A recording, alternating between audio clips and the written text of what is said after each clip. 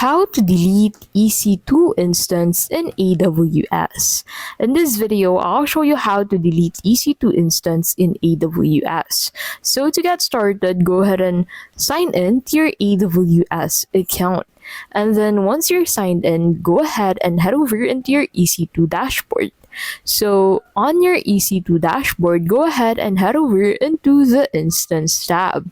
So click on Instance under the Instances, and that will take you to your Instance dashboard.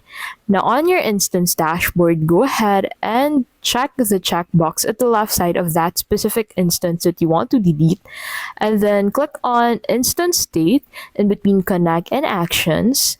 And then you'll be able to find the delete button. So click on this instance state button in between connect and actions, and then under that click on terminate instance, and then that will take you here. So click on this terminate button to confirm deleting this instance for your AWS account, and that is how you can basically delete EC2 instance in AWS. If this video was helpful, please don't forget to give this video a like and subscribe for more videos like this.